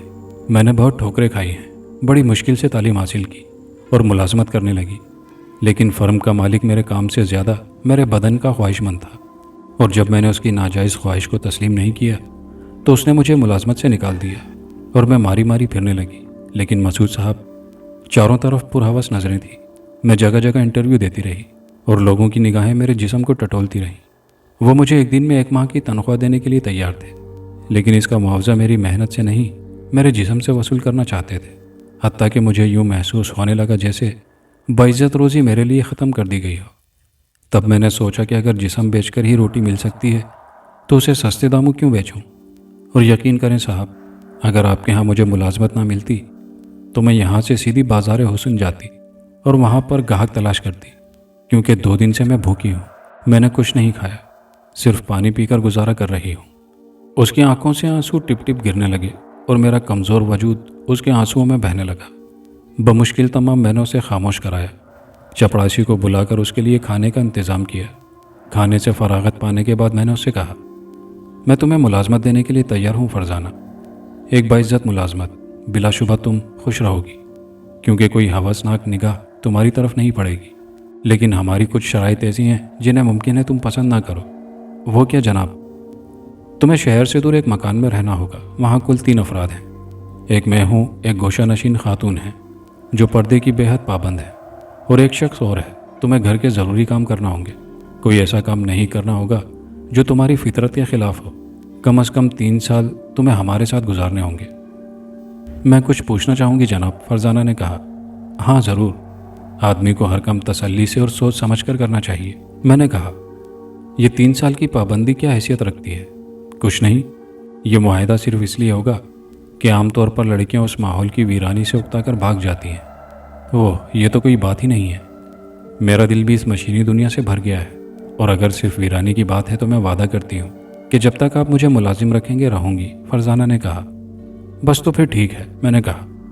بہت بہت شکریہ جناب، اس نے کہا، اور میں نے اسے ملازم رکھ لیا۔ شام کو میں اسے اپنے ساتھ لے گیا اور اس کا تعارف داور سے کروایا۔ یہ فرزانہ ہے داور، 3 سال کے ایگریمنٹ پر راضی ہیں اور انہوں نے وعدہ کیا ہے کہ یہ ماحول کی ویرانی سے نہیں گھبرائیں گی۔ بہت خوب، داور نے کہا۔ تنخواہ کا مسئلہ طے کر لیا ہے تم نے؟ نہیں، تنخواہ کے بارے میں ابھی میں نے انہیں کچھ نہیں بتایا، البتہ کھانا، کپڑا اور رہائش کے بارے میں بتا دیا ہے۔ ٹھیک ہے، تنخواہ کا مسئلہ بھی طے ہو ہی جائے گا۔ میں تو صرف یہ پوچھنا چاہتا تھا کہ آپ نے انہیں ضروری قوائف سے آگاہ کر دیا ہے؟ ہاں، یہ ہمارے لیے بالکل ٹھیک رہیں گی، میں نے جواب دیا۔ آپ مطمئن ہیں تو سب ٹھیک ہے؟ ویسے آپ نے انہیں بیگم صاحبہ کے بارے میں بھی بتا دیا ہوگا؟ بالکل، انہیں صرف ملازمت سے سروکار ہے، میں نے کہا، اور داور نے گردن ہلا دی۔ فرزانہ کو بھی وہی کمرہ مل گیا تھا جو کبھی سوزی کے لیے مخصوص تھا، اور فرزانہ نے حسن و خوبی سے اپنا کام سنبھال لیا۔ وہ ہمارے ساتھ بہت خوش تھی، البتہ فطری طور پر اسے بھی بیگم صاحبہ کے بارے میں تجسس تھا، اور ڈھکے چھپے الفاظ میں وہ کئی بار ان پراسرار بیگم صاحبہ کا تذکرہ بھی کر چکی تھی، جن کی موجودگی اس نے بخوبی محسوس کی تھی، لیکن جن کا سایہ بھی اس نے کبھی نہیں دیکھا تھا۔ میں نے خاص طور پر اسے اس سلسلے میں سمجھایا اور کہا، یہاں باعزت ملازمت کرنے کے لیے یہ شرط بھی ضروری ہے کہ بیگم صاحبہ کی کھوج نہ کی جائے۔ پھر میں نے اسے اپنے بارے میں بتایا کہ میں اتنے عرصے سے یہاں رہ رہا ہوں، لیکن میں نے کبھی بھی بیگم صاحبہ کا سایہ تک نہیں دیکھا۔ فرزانہ میری اس بات پر کافی حیران تھی۔ پھر ایک دن ایک عجیب واقعہ پیش آیا۔ میں دفتر میں تھا کہ ایک پولیس انسپیکٹر ایک اسسٹنٹ کے ساتھ میرے پاس آیا۔ اس نے میرا نام معلوم کیا اور بولا، میں ایک خاص سلسلے میں حاضر ہوا ہوں۔ جی فرمائیے، میں نے انسپیکٹر کو حیرت سے دیکھتے ہوئے کہا۔ انسپیکٹر صورت سے بے حد ذہین اور ہوشیار نظر آتا تھا۔ اس نے کسی اخبار کا تراشا میرے سامنے کرتے ہوئے کہا، یہ اشتہار آپ کی طرف سے تھا؟ میں نے غور سے اس اشتہار کو دیکھا۔ یہ وہ اشتہار تھا جو میں نے سوزی کو ملازم رکھتے ہوئے دیا تھا۔ جی ہاں، میں نے جواب دیا۔ آپ نے اس کے جواب میں کسی سوزی نامی لڑکی کو ملازم رکھا تھا؟ جی ہاں۔ کیا وہ اب بھی آپ کے پاس ملازم ہے؟ جی نہیں، وہ کچھ عرصہ ہمارے ساتھ رہی اور پھر ایک دن چپکے سے ملازمت چھوڑ کر چلی گئی۔ کتنا عرصہ قبل؟ میرا خیال ہے 1.5 ماہ ہو گیا۔ کہاں چلی گئی؟ کیا اس نے آپ کو بتایا تھا؟ نہیں، وہ خاموشی سے چلی گئی تھی اور اس کے بعد اسے آج تک نہیں ملی۔ اس کے ملازمت چھوڑنے کی وجہ کیا تھی؟ تنہائی۔ دراصل میں جس جگہ رہتا ہوں وہ خاصی ویران ہے، عام لوگوں کا دل وہاں نہیں لگ سکتا۔ آپ کے ساتھ کون کون رہتا ہے؟ میں ہوں، بیگم صاحبہ اور ان کا ملازم خاص، بس ہم 3 افراد ہیں۔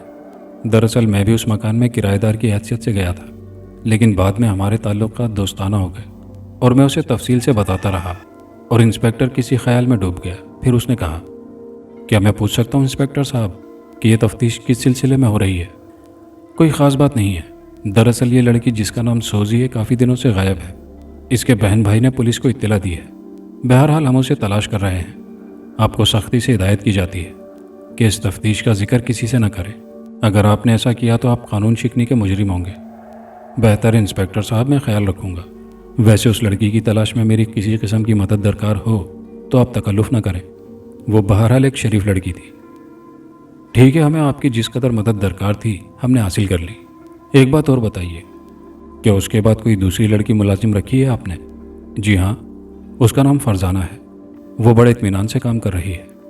براہ کرم آپ اپنے مکان کا پتہ نوٹ کرا دیں، انسپیکٹر نے کہا، اور میں نے اس مکان کا پتہ نوٹ کرا دیا، جس پر انسپیکٹر نے مجھے چونک کر دیکھا اور پھر متعجب لہجے میں بولا، آپ اس مکان میں کیوں رہ رہے ہیں؟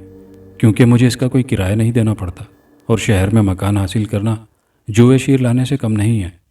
بہرحال شکریہ، انسپیکٹر نے کہا اور چلا گیا۔ انسپیکٹر کے جانے کے بعد میں سوچ میں پڑ گیا تھا، سوزی کہاں گئی؟ اگر اس نے ملازمت چھوڑ دی تھی تو اپنے گھر واپس کیوں نہیں گئی؟ لیکن پھر میں نے ان وسوسوں کو ذہن سے جھٹک دیا۔ یہ کام تو پولیس کا ہے، وہ تفتیش کر رہی ہے، کرتی رہے۔ ہم نے تو سوزی کے ساتھ کوئی برا سلوک نہیں کیا، لیکن ایک بات میں نے سوچ لی تھی، اور وہ یہ کہ انسپیکٹر کی ہدایت کے مطابق اس کی آمد کے بارے میں کسی کو نہیں بتاؤں گا۔ 2-3 دن یہ الجھن میرے سر پر سوار رہی۔ اس کے بعد میں انسپیکٹر کی آمد کو بالکل ہی بھول گیا۔ فرزانہ کی آمد سے خاصی دلچسپیاں پیدا ہو گئی تھی۔ وہ بڑی باغ و بہار قسم کی لڑکی تھی۔ اچھا کھانے کو، اچھا پہننے کو ملا تو خوب نکھر گئی۔ شروع میں وہ ان بیگم صاحبہ کی وجہ سے متعجب رہی، لیکن پھر اس ماحول کی عادی ہو گئی۔ خاص بات یہ تھی کہ وہ میری طرف مائل تھی، اور اس ویران ماحول میں اس کا وجود میرے لیے بے حد دلکش تھا۔ حتیٰ کہ میرے اور اس کے تعلقات بڑھتے گئے۔ فرزانہ کو اب میرے بغیر چین نہیں آتا تھا، اور اب ہمارے درمیان سے جسمانی حجاب بھی اٹھ گیا تھا۔ میں فرزانہ کے بارے میں سنجیدگی سے غور کر رہا تھا۔ اس کی شرافت نے مجھے مجبور کر دیا تھا کہ میں اسے اپنا لوں۔ اور آج میں اپنے دفتر میں اسی کے بارے میں سوچتا رہا، حتیٰ کہ میں ایک فیصلے پر پہنچ گیا۔ میں نے سوچ لیا کہ فرزانہ کو اپنا لوں گا، اور یہ بات میرے لیے فرحت کا باعث بن گئی۔ اس کے بعد میرا دل آفس میں نہیں لگ سکا تھا۔ شام کو روزمرہ سے کچھ قبل ہی میں واپس پہنچ گیا۔ فرزانہ بے چینی سے میری منتظر تھی۔ مجھے دیکھتے ہی بے ساختہ مجھ سے لپٹ گئی۔ میرا سہارا توڑنا دینا مسعود، ورنہ میں مر جاؤں گی، اس نے درد بھرے انداز میں کہا۔ پگلی تمہیں کون مرنے دے گا؟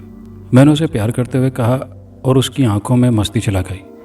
میں نے اس سے کہا کہ رات کو وہ کام سے فارغ ہونے کے بعد میرے کمرے میں آ جائے۔ میں نے پکے عاشقوں کے انداز میں کہا، آؤ گی نا؟ ہاں، وہ آہستہ سے بولی۔ آنے والی رات کے تصور نے مجھے بے خود کر دیا۔ میں اپنی زندگی کے انداز بدلے ہوئے محسوس کر رہا تھا۔ فرزانہ نے میری سوچ کے دھارے بدل دیے تھے۔ سارا دن میں اس کے خیال میں ڈوبا رہا۔ شام گزر گئی، رات کو ہم حسب معمول یکجا ہو گئے۔ داور کسی قدر بے چین نظر آ رہا تھا۔ اس کی آنکھوں میں بھی ایک عجیب سی بے چینی تھی۔ کیا بات ہے داور، تم کچھ پریشان ہو؟ نہیں بھلا، میرا پریشانی سے کیا واسطہ؟ کچھ بے چین لگ رہے ہو۔ بے چین نہیں، بیمار کہیں، داور نے پھیکے انداز میں مسکراتے ہوئے کہا۔ کیا بات ہے؟ نزلہ، معمولی سا۔ کوئی دوا لے لوں گا، ٹھیک ہو جاؤں گا۔ البتہ آج ذرا جلدی آرام کرنے چلا جاؤں گا۔ ضرور ضرور، میں نے کہا۔ میں تو خود یہی چاہتا تھا۔ فرزانہ کے ہونٹوں پر مسکراہٹ پھیل گئی۔ داور نے اٹھتے ہوئے کہا، تو مجھے اجازت؟ آپ دونوں بھی آج جلدی سو جائیں۔ ٹھیک ہے، میں نے چور نگاہوں سے فرزانہ کو دیکھ کر کہا۔ فرزانہ مسکراتی، اس نے بڑی ادا سے گردن ہلائی اور پھر سرگوشی کے انداز میں بولی، احتیاط ضروری ہے۔ کیا مطلب؟ 1 بجے آؤں گی۔ ٹھیک 1 بجے۔ ٹھیک ہے، میں بے چینی سے انتظار کروں گا، میں نے کہا، اور وہ بھی چلی گئی۔ میں بوجھل قدموں سے اپنے کمرے کی طرف آ گیا۔ فرزانہ کی آمد نے میری زندگی میں بھی بہاریں پیدا کر دی تھی۔ مجھے یوں محسوس ہونے لگا جیسے اچانک میں بھی انسان بن گیا ہوں۔ وہ انسان جو اپنی زندگی جیتا ہے، جسے چاہنے والے ہوتے ہیں، جس کی اپنی کوئی منزل ہوتی ہے۔ فرزانہ میری منزل تھی۔ اگر اس نے پسند کیا تو میں اسے اپنی شریک حیات بنا لوں گا۔ بیگم صاحبہ کو بھلا اس سلسلے میں کیا اعتراض ہو سکتا ہے؟ ہم دونوں جس طرح ان کی خدمت کرتے ہیں کرتے رہیں گے، اور اگر انہیں کوئی اعتراض ہوا تو کیا ضروری ہے ایسی جگہ رہا جائے؟ کوئی دوسری جگہ بھی تلاش کی جا سکتی ہے۔ پہلے بات دوسری تھی، اس وقت میں تنہا تھا اور زندگی میں کوئی امنگ نہیں تھی، اور جب زندگی میں کوئی امنگ نہیں ہوتی تو انسان اپنی ذات میں تنہا ہوتا ہے، اپنے لیے وہ کچھ نہیں کر پاتا۔ لیکن اب فرزانہ تھی۔ نہ جانے کب تک میں ان خیالات میں کھویا رہا۔ گھڑی کی سوئیاں بہت سست رفتاری سے آگے بڑھ رہی تھی۔ میری آنکھوں میں نیند کا شائبہ تک نہیں تھا۔ کسی کا حسین وعدہ کہاں سونے دیتا ہے؟ 1 بجے کے انتظار میں تڑپ رہا تھا۔ اس وقت 11:15 بجے تھے۔ میرے کانوں میں ایک چیخ کی آواز ابھری اور میں اچھل پڑا۔ یہ چیخ ہی تھی، میری سماعت کا وہم نہیں تھا۔ میں گھبرا کر اٹھ گیا۔ یہ آواز کہاں سے آئی تھی؟ اس ویرانے میں کون چیخ رہا تھا؟ لیکن دوسری چیخ پہلی سے واضح تھی اور اس نے میرے دل کو ہلا کر رکھ دیا۔ یہ فرزانہ کی آواز تھی، 100% فرزانہ کی آواز۔ میرے بدن میں بجلیاں تڑپ اٹھی۔ بے اختیار میں نے دروازے کی طرف ہی چھلانگ لگائی تھی۔ دروازہ کھول کر میں باہر نکلا اور فرزانہ کے کمرے کی طرف دوڑنے لگا۔ فرزانہ کا بستر خالی تھا۔ اسی وقت مجھے تیسری چیخ سنائی دی اور سناٹے کی اس چیخ نے مجھے سمت بھی بتا دی۔ آواز اندر سے آ رہی تھی۔ ایک لمحے کے لیے میں تذبذب میں پڑ گیا۔ اس طرف بیگم صاحبہ کی رہائش گاہ تھی اور اس طرف جانے کی پابندی تھی، لیکن فرزانہ بلا وجہ تو نہ چیخ رہی ہوگی۔ فرزانہ میری زندگی، میری خوشی، میں اس کی آواز کو نظر انداز نہیں کر سکتا تھا، نتیجہ کچھ بھی ہو۔ چنانچہ میں بے اختیار اندر دوڑا۔ میں نے پہلی بار اس حصے میں قدم رکھا تھا اور اس سے قطعی ناواقف تھا۔ سامنے ہی ایک طویل راہداری نظر آئی اور میں اس میں دوڑتا ہوا دوسری طرف نکل گیا۔ راہداری میں موٹا قالین بچھا ہوا تھا، جس کی وجہ سے میرے قدموں کی چاپ معدوم ہو گئی۔ اس راہداری کے سرے پر ایک دروازہ تھا جس سے روشنی چھن رہی تھی۔ اسے ایک دروازے کے علاوہ وہاں کوئی اور دروازہ نہیں تھا۔ اس کا مطلب ہے کہ میں نے اس دروازے میں کوئی سوراخ تلاش کیا، لیکن جو ہی میرے ہاتھ کا دباؤ پڑا دروازہ کھل گیا۔ اسے اندر سے بند نہیں کیا گیا تھا۔ دروازہ کھلنے کی کوئی آواز نہیں ہوئی تھی۔ اندر تیز روشنی تھی، لیکن اس روشنی میں نے جو منظر دیکھا وہ ناقابل یقین تھا۔ میرے ہوش و حواس گم ہو گئے تھے۔ آنکھوں کے سامنے تاریکی چھائی جا رہی تھی۔ میرے سامنے حال کی چھت کے ایک کڑے سے فرزانہ کی لاش لٹکی ہوئی تھی۔ اس کے دونوں پیروں میں رسیاں بندھی ہوئی تھیں اور یہ رسیاں چھت کے کڑے میں پھنسی ہوئی تھیں۔ خوبصورت بال جھول رہے تھے اور ان کی نوک سے خون ٹپک رہا تھا۔ خون اس کے کٹے ہوئے نرخرے سے بالوں تک آ رہا تھا۔ سر کے نیچے ایک سفید برتن رکھا ہوا تھا جس میں خون جمع ہو رہا تھا اور اس سے چند فٹ کے فاصلے پر داور وہ خونی داور کسی ماہر قصائی کی طرح چھری پر چھری گھس کر انہیں تیز کر رہا تھا۔ یہ ناقابل یقین منظر ناقابل برداشت بھی تھا۔ میرے حلق سے ایک وحشیانہ غراہٹ نکل گئی۔ داور کتے، یہ تو نے کیا کیا؟ تو نے فرزانہ کو قتل کر دیا؟ میں اس کی طرف لپکا۔ داور کے ہاتھوں سے چھریاں چھوٹ گئیں۔ وہ منہ پھاڑ کر مجھے دیکھنے لگا، لیکن میں جنگلی بھینسے کی طرح داور پر پل پڑا۔ اسی وقت مجھے اپنے عقب میں ایک منحوس سی آواز سنائی دی۔ یہ کیسے اندر آ گیا؟ لیکن میں نے آواز پر توجہ نہیں دی تھی۔ میں تو داور کی بوٹیاں اڑانے پر تلا ہوا تھا، لیکن چند ہی لمحات کے بعد مجھے اندازہ ہو گیا کہ داور ٹیڑھی کھیر ہے۔ کمبخت کا بدن تھا یا فولاد؟ مجھے یوں لگ رہا تھا جیسے میں کسی چٹان پر قوت آزمائی کر رہا ہوں۔ دفعتاً اس نے میرے دونوں ہاتھ پکڑ لیے۔ کیا بدتمیزی ہے مسعود بھائی، تم اندر کیوں گھس آئے؟ اس کی غرائی ہوئی آواز ابھری۔ تم نے فرزانہ کو قتل کر دیا ہے داور، تم نے۔ میں تمہیں زندہ نہیں چھوڑوں گا۔ میں کہتی ہوں داور، یہ اندر کیسے داخل ہوا؟ عقب سے آواز آئی اور میں نے پلٹ کر دیکھا۔ بیگم صاحبہ ہی ہو سکتی تھی، لیکن ان کی ہیبت دل پر دہشت طاری کر رہی تھی۔ بدن سوکھا ہوا پنجر، پیٹ پھولا ہوا مٹکا، لمبا دبلا چہرہ، ویران سرخ آنکھیں۔ وہ کوئی چڑیل معلوم ہوتی تھی۔ کالے اور سفید بکھرے ہوئے بال تھے اور سوکھے ہوئے ہونٹوں پر سرخی رچی ہوئی تھی، لیکن غور سے دیکھنے پر مجھے اندازہ ہوا یہ لپسٹک نہیں تھی، چہرے پر میک اپ نہیں کیا گیا تھا، بلکہ یہ خون کی سرخی تھی۔ آہ، شاید فرزانہ کے خون کی سرخی۔ اب تو داخل ہو گیا بیگم صاحبہ، آپ فکر نہ کریں، اندر آ گیا ہے تو باہر نہیں جائے گا، داور نے کہا۔ میں تجھے زندہ نہیں چھوڑوں گا۔ کیا بگاڑا تھا اس معصوم لڑکی نے تیرا؟ کیوں قتل کیا ہے تو نے اس کو؟ بولو، تم لوگ یہاں کیا منحوس کھیل کھیل رہے ہو؟ اس کھیل کے تیسرے کھلاڑی تم بھی ہو مسعود بھائی، داور ہنس کر بولا۔ کل تمہیں فرزانہ کے بھاگ جانے کی اطلاع مل ہی جاتی۔ کیا مطلب؟ میں نے بدحواسی سے پوچھا۔ آرام سے بیٹھو تو تمہیں مطلب بتاؤں۔ اول تو یہاں آ کر تم نے بیگم صاحبہ کے احکامات کی خلاف ورزی کی ہے، اوپر سے یہ جنونی حرکات کر رہے ہو۔ چلو آرام سے بیٹھو۔ داور کے لہجے میں سختی تھی۔ اس نے مجھے آہستہ سے دھکا دیا تھا، لیکن میں توازن قائم نہ رکھ سکا اور زمین پر آ گرا۔ داور کے ہاتھوں سے گری ہوئی چھری نزدیکی پڑی تھی۔ میں نے ان میں سے ایک چھری اٹھا لی اور کھڑا ہو گیا۔ تمہیں فرزانہ کے قتل کی قیمت ادا کرنی ہوگی داور، میں نے غرائی ہوئی آواز میں کہا، اور داور کی بھویں سکڑ گئی۔ کیا تمہاری شامت آ گئی ہے مسعود بھائی؟ چھری پھینک دو اور انسان بنو۔ تم انتہائی احمق آدمی نکلے۔ میں تو سمجھا تھا کہ تم سب کچھ جانتے ہو۔ چھری پھینک دو ورنہ مجھے بھی غصہ آ جائے گا۔ اس کی آواز میں غراہٹ تھی۔ چھری میرے ہاتھ میں لرز گئی۔ داور کی قوت کا میں اندازہ لگا چکا تھا۔ اس کے فولادی بدن میں شیطان سرایت کر گیا تھا، لیکن فرزانہ کی موت بھی مجھ سے برداشت نہیں ہو رہی تھی۔ میں چھری لے کر داور پر جھپٹا۔ نتیجہ وہی ہوا۔ داور نے چھری میرے ہاتھ سے چھینی اور اس بار اس کا الٹا ہاتھ میرے جبڑے پر پڑا تھا۔ مجھے یوں محسوس ہوا جیسے میری شکل ٹیڑھی ہو گئی ہو۔ میں چکرا کر گرا تھا۔ چھری ہاتھ سے چھوٹ گئی اور اس کے بعد میں داور سے کسی قسم کی مزاحمت نہیں کر سکا۔ داور نے میرے ہاتھ پاؤں رسی سے جکڑ دیے اور بڑے اطمینان سے مجھے اٹھا کر ایک دیوار کے پاس بٹھا دیا۔ تم نے اپنی حماقت سے اپنا بہت بڑا نقصان کر لیا ہے مسعود بھائی، اب میں تمہاری کوئی مدد نہیں کر سکتا۔ تمہیں جو ہدایت دی گئی تھی تم نے اس کی خلاف ورزی کی۔ یہ سب کیا ہے داور؟ تم نے فرزانہ کو اس وحشیانہ انداز میں کیوں قتل کر دیا؟ کیا بگاڑا تھا اس نے تمہارا؟ بیگم صاحبہ آپ نے بھی اس مردود کو اس وحشیانہ اقدام سے نہیں روکا، میں نے کہا، اور جواب میں بیگم صاحبہ کھوں کھوں کر کے ہنسنے لگی۔ بالکل ہی گدھا ہے۔ ارے بھائی، صبح کو میں تمہیں اس نئی ملازمہ کے بھاگ جانے کی اطلاع دے دیتا اور پھر شام کو اپنے ہاتھ سے تمہارا پسندیدہ سالن تمہیں کھلاتا۔ اس سے قبل بھی تم بار بار ملازماؤں کا سالن کھاتے رہے ہو، داور نے ہنستے ہوئے کہا۔ میری زبان گنگ ہو گئی، سینے سے دل جیسے نکلنے لگا۔ خدا کی پناہ، میں ان بھیڑیوں کے ساتھ انسانی گوشت کھاتا رہا ہوں۔ اسی وقت داور کی آواز گونجی۔ بیگم صاحبہ کا معدہ خراب ہے، وہ صرف خون پیتی ہیں، گوشت میرا ہوتا ہے، لیکن سالن میں صرف تمہارے لیے پکاتا تھا، خود میں کچا گوشت کھاتا ہوں۔ میری طبیعت متلانے لگتی تھی۔ ذلیل کتے کمینے، تم آدم خور ہو، تم دونوں وحشی ہو، آخر تم انسانی گوشت کیوں کھاتے ہو؟ تم بھی تو کھاتے رہے ہو میری جان۔ چند دن رک جاؤ، اس کے بعد خود عادی ہو جاؤ گے۔ میں پولیس کو تمہاری رپورٹ کروں گا، پوری تفصیل بتاؤں گا تمہاری۔